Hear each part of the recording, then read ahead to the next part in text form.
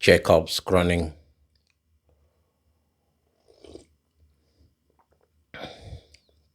Let's get this straight. So you guys held on to me in passing because of the foreign minister of Ghana, where I said, if he runs for president, I will also run for South African president. Y'all took it seriously? Guys, be careful what you wish for. Because if I had to be president of the Republic of South Africa, the death penalty is coming back. On top of the death penalty, I am also going to introduce castration. Any man that forces themselves on a woman or a child or anyone, chop it off. And there's no compromise about that. And I know there are going to be people say, but what if he's innocent? But what is dignity? Some will fall in the cracks, but the message will be loud and clear. The third thing that I would do, which is supposed to be the first, which will, of course, will introduce the death penalty and castration, is constitutional reform. I will change the constitution to favor South Africans and only South Africans. And there will be a small provision that is going to protect legal foreigners in the country. And the operative word here is legal.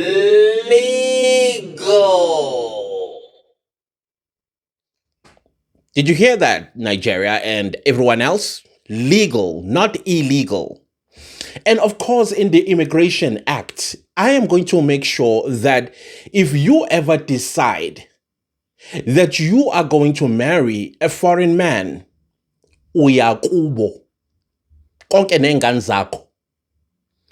We are not going to have Sibari Makotis in South Africa. They get too much of a big head and they think they're entitled to unalive the future of this country by feeding our children with drugs. That's not going to happen under my presidency. But of course, electoral reform, which also still part of the Constitution, I'm saying this separately because it's important that we understand that the current electoral system, it is playing against us. People take our votes and they play stokvel with it amongst each other. It's about time that we directly elect people that we trust and we will entrust with our country, the economy of this country, the national security of this country, the sovereignty of this country, the people of South Africa, its future, and creating conducive environment for investors to be attracted to South Africa. Those are the things that I would do.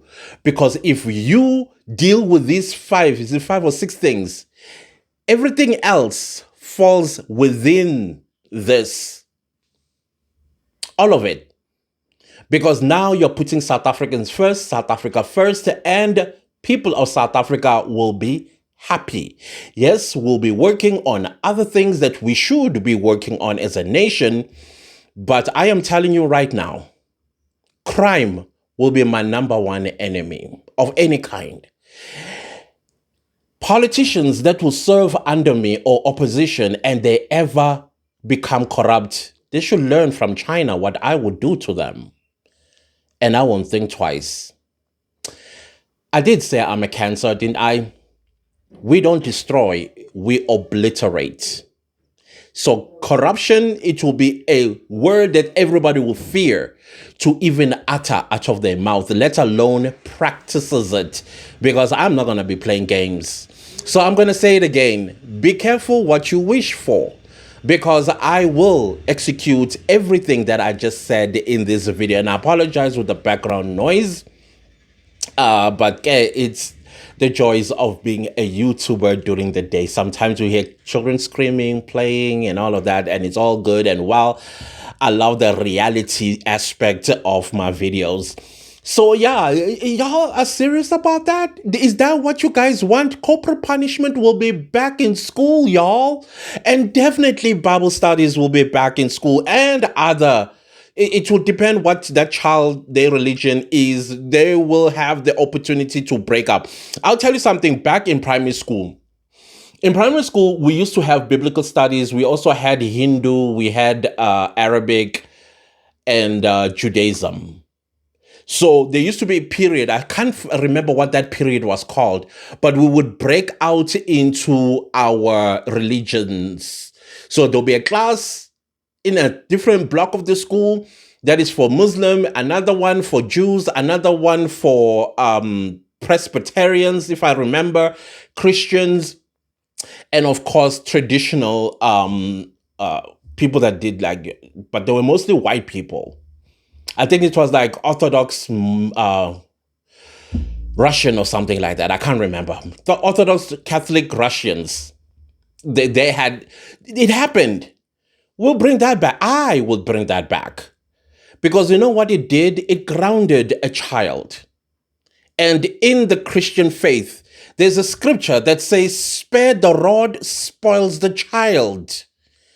I'm not going to be playing games with people that are slapping teachers, talking back at teachers, and then when they come home, they do the same thing to their parents.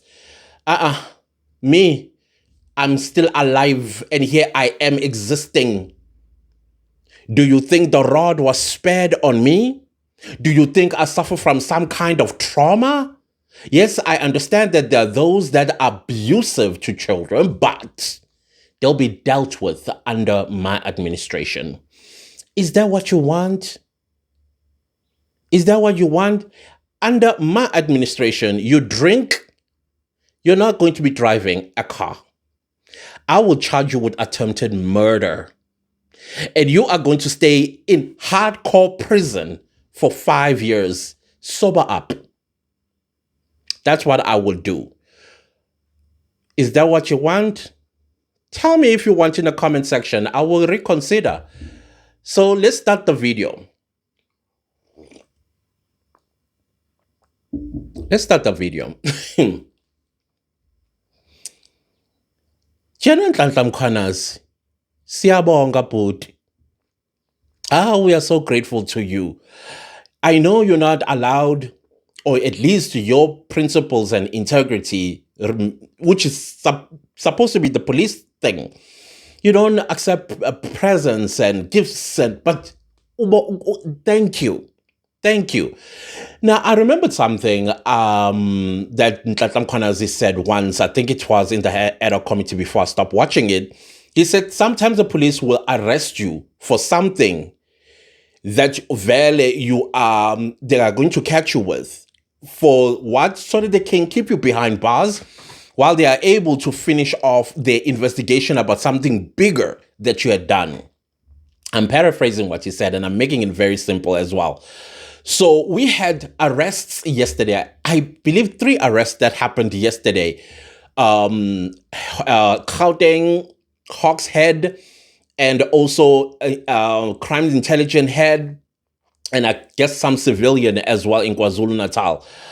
And now it makes sense because the witness that is at the Madlanga Commission of Inquiry, Colonel Steyn, he is talking about something that links the people that are arrested yesterday.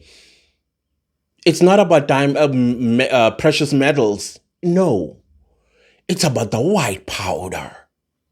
Now, turns out there was a shipment that came from somewhere in Brazil. The shipment managed to pass through the Durban Harbor, pass through all the toll gates to Gauteng, all the way to, I think, Midrand, and then the truck gets stopped. When the truck gets stopped by JMPD and Mr. Mashaba, if I'm not mistaken, and they search the truck and boom, they find, now we understand, 700 or 715 bricks of white powder worth over 300 million rand. And so Mr. Steyn says there's something very strange that was happening in the crime scene, because he did get a call from the man that is arrested, the Hawks Head, Kadwa, Mr. Ibrahim Kadwa. Kadwa asked Steyn to go and check out this consignment that was found in a shipment container. And then Steyn was already in Midrand having a meeting, and he thought, okay, I'll do it. But he also made some orders to his teammates to also go to the crime scene. So he only arrives at the crime scene around 1 p.m. Already when he got there, it was a swarm of people. I know it's a group of people. It was just filled with people. And the crime scene itself contaminated, because where the crime scene was supposed to be cordoned off, it was not. Only a black bakkie, I guess, that was going to transport the drugs to elsewhere. And it just the only thing that was cordoned off. And amongst the swarm of people, I know it's group, there was civilians and also a police officer that was on leave. And he says, when you are on leave as a police officer, you have no business doing police work. But he was there. Now, the question I was asking myself, everybody is there to do what? To see what the consignment is so that they can also ask for their piece of this pie?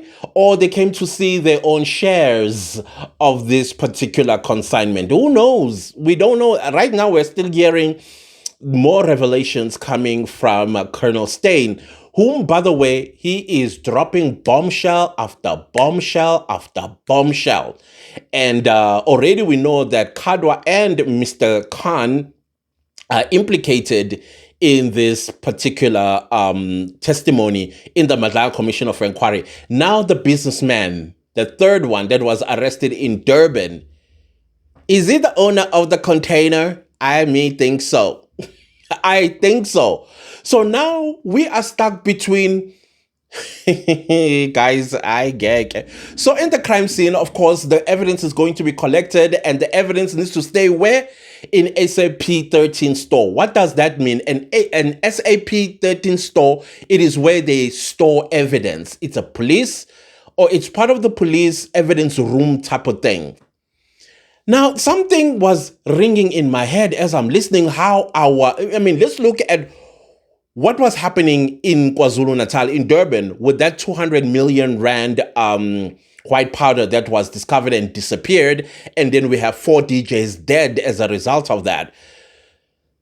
Their storerooms are insecured. No cameras, no guards, no contingency plans in case somebody breaks into this evidence room.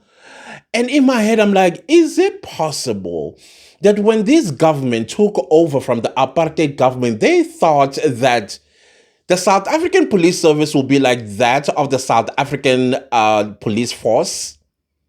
Because you must remember, in the apartheid era, there was no such a thing as white powder. If there was, it was smuggled in very smartly, I suppose.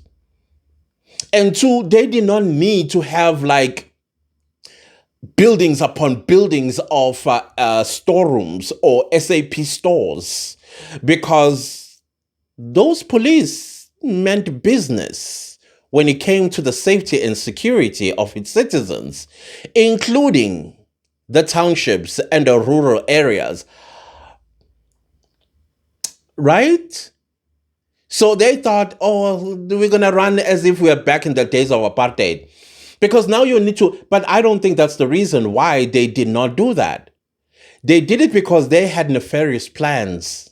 They knew what to do, because everything in South Africa is, there's some sort of a tender for it. Why this one does not have a tender, unless there is a tender, but the tender was told, don't store anything. We will record that this tender went to this particular ANC member or connected to the ANC, eat the money winner, but we are not going to be putting no cameras in things that are significant to a court case, like a trial. And that is why it's making more sense now. Why we keep hearing, oh, so much consignment was found in Durban Harbor, and all goes quiet. No arrest, no trial, nothing. Police is the crime scene in South Africa. Police are the crime scene in South Africa.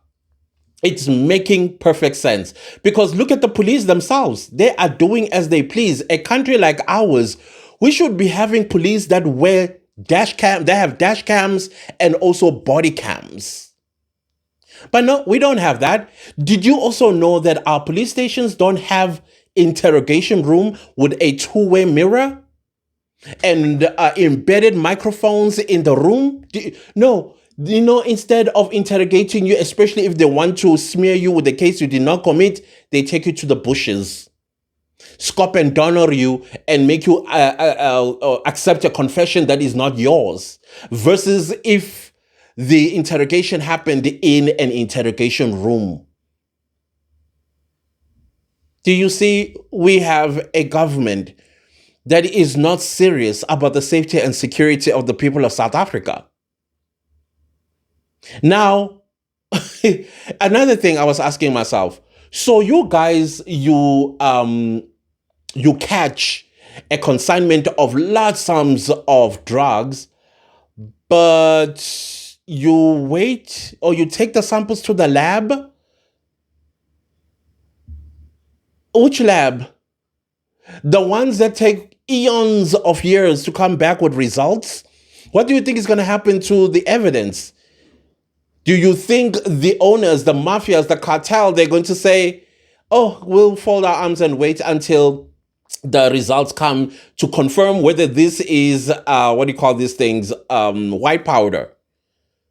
I remember back in high school, I don't know if your high school did it, but in my high school we did. We had a chemistry kit. And you needed to carry the chemistry kit every single day in your bag because we had chemistry every single day, double period, sometimes triple periods. And that chemistry kit is where we did our experiments in. You telling me the South African Police Service does not have a chemical kit? That immediately when they come across something that is suspicious to be white powder, they take the chemical, it was called a chemistry kit. I can't remember it was, but it's a chemistry, because that's why we did experiments on. It's a little kit like this. Back then, it was 165 Rand, if I'm not mistaken. Anyways, then you can have litmus paper, and then you dip and check if it changes a certain color. I think it should be blue, if I'm not mistaken. If it's cocaine, it will turn blue or red. I can't remember. Y'all don't have that? You have to go to... I'm frustrated. You know, if you go to countries like Australia, you go to countries like England, you go to countries like the US and everywhere else, if they suspect that you have white powder on you, besides the canine, they have that chemistry kit thing. And it doesn't take any more than 10 minutes to bring the result. In fact, it's almost instantaneous with the litmus paper. Where are we living? In the 1940s? Anyways, so let's come back to the testimony. The testimony now talks about 18 bags of like rubbish bags, and inside those rubbish bags there are bricks of white powder. They total a number of 715, but the commission has 700. So that means there's 15 that is unaccounted for. Furthermore, when they register this, let's say it's 700. Let's just leave it at 700. Let's forget the 15. But hold the 15 because it might mean something. So when they register these bricks to SAP 13 store, it says 684 bricks. What happened to the 16? In fact, what happened to 31 bricks?